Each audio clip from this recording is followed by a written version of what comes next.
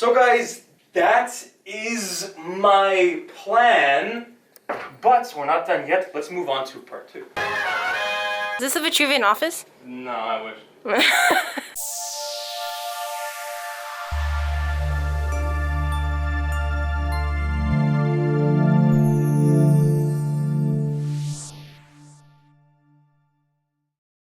Either way, so guys, you know my channel is very quantitatively inclined. I'm always calculating things. I have Excel sheets for absolutely everything, and lo and behold, this is not an anomaly. This is something which I consider very quantitative if you approach it correctly. And I just really enjoy this because I always like to track what I'm doing, where I thought I would be. I always like to have projections, trajectories, just kind of know where I should be. That way, you know, 4 months from now or 4 weeks from now, I'm thinking to myself like, damn, am I losing weight fast enough or not? Well, I'll know by then. And this is something I do for all of my clients just to give them, you know, additional guidance and more visualization purposes as to like, here's where you are, here's where you should be, how are we doing? If you are where you are at and you should be there, or you are further along, great, let's keep it going. If you're not, we may have to change things up a little bit. So this is my fat loss projections and goals. There are 2 projections types when it comes to fat loss, in my opinion. This is something which I've talked about on my Snapchat a lot. By the way, follow me on VitPhysique, that's one word.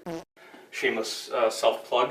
And then we got 2 models for fat loss. This is something which is not, you know, 100% fact by any means. This is something which I came up with simply by myself. So we've got linear fat loss and exponential. Linear assumes that you're going to lose the same amount of fat on a consistent basis from the first day you start cutting until the end of your cut, 20, 40, however many weeks down the road. So over time here on the x-axis and then here on the y-axis we have fat loss per week, or FLPW. And as you can tell, it's a straight line because your week number 1, you were losing a pound a week.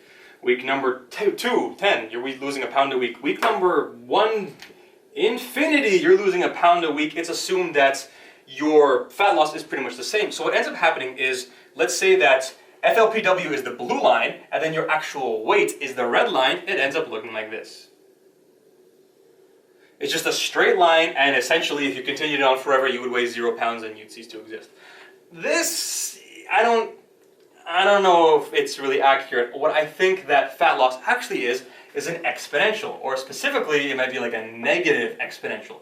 So in this case, FLPW is actually decreasing over time. It's this whole concept I've talked about in the past, the law of diminishing returns. Pretty much the more you do something, the less and less actual return you're going to get out of it. So in the beginning, your fat loss is awesome. In fact, it's actually higher than the linear model. But over time, I've mentioned this, guys, every pound you lose is harder and harder to lose than the previous pound. So your fat loss goes down, and eventually once you reach like literally like 2% body fat, it's just not going to go down any further no matter how much calories you restrict. So in this case, your weight actually kind of looks like this.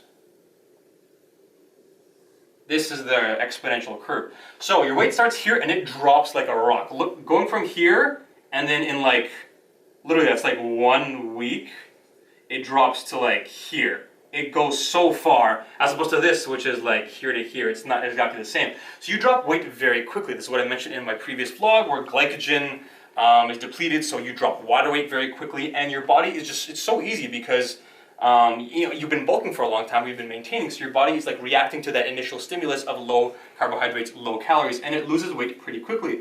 But the thing is, guys, over time it kind of gets harder and harder and harder. And over here, literally, like, you lose in like 3 weeks, like a fraction of the weight that you lost in like your first week. And this is something which I think is a little bit more realistic. We lose weight like no problem in the beginning, but then your last couple weeks you're like struggling just to lose like 0.5 pounds body weight. Guys, realistically, what I think is neither of these is the perfect model, so I think it's a hybrid. So let's actually draw this out. So it looks like this. Again, here you have time, and then here you have weight in pounds or whatever.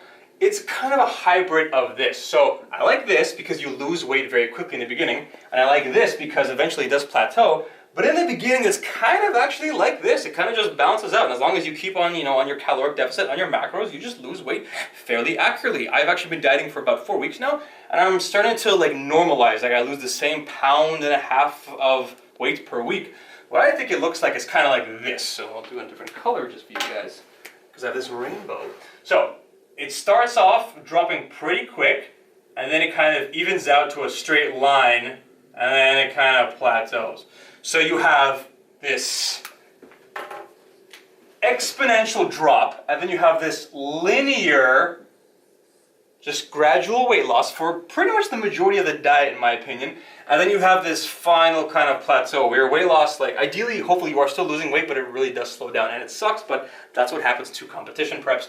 This is what makes a bodybuilder. This is what separates, you know, going lean, getting like down to 10% body fat, having a six-pack and being like, bruh, I'm shredded, down to like, dude, you're actually shredded. This is where you get into like the 5, 6, 7% body fat, and you know, to go further than that, you're just maxed out.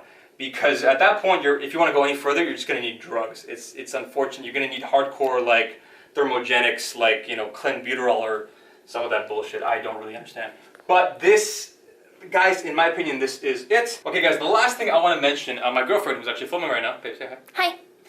She asked, like, why is this such a pretty straight line? Is that what fat loss, you know, actually looks like or supposed to look like? And the answer is no. Sorry, guys, if I misrepresented that. So this is a big picture. This is the overall fat loss trajectory. So if you took all of your little weigh-ins for the day, which are up and down, and you like got the overall linear or whatever, the overall pattern for them, it would look ideally like this. If you like smoothed out all the crazy, you know, like this line kind of looks like the stock market, the trajectory should be that way. But if you actually, let's say we zoomed in like here on an actual week basis, it wouldn't look like this pretty straight line. That's like big picture. Overall, it would probably look like this, like,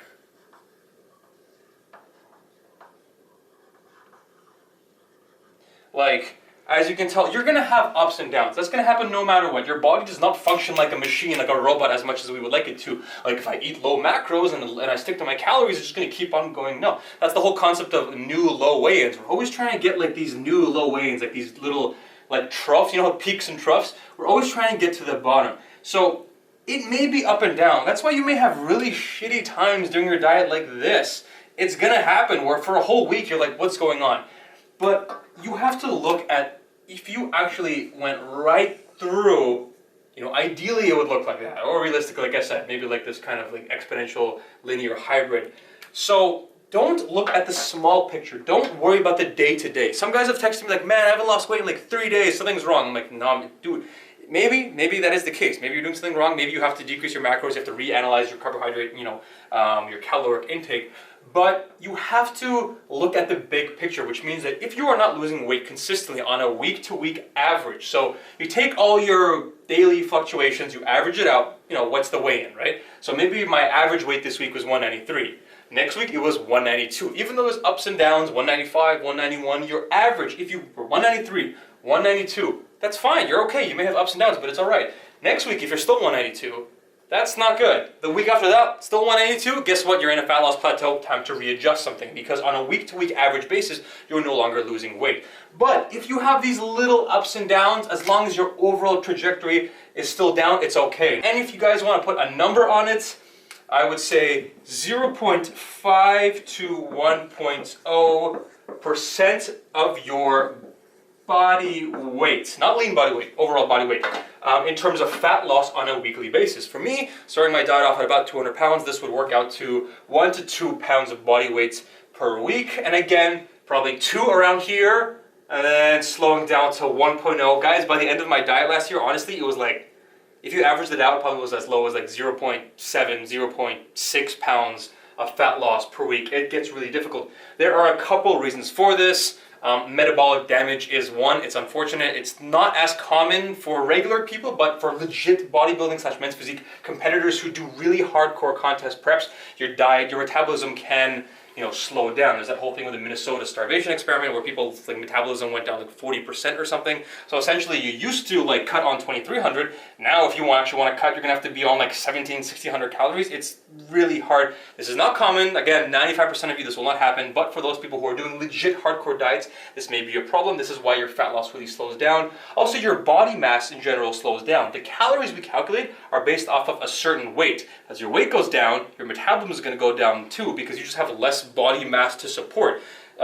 You need less calories to support a smaller body. That's why girls maintain on like 1,800 calories, whereas guys maintain on like 2,800. Now, as you lose weight, your body weight goes down. In addition, you're going to have to require less calories to maintain that caloric deficit.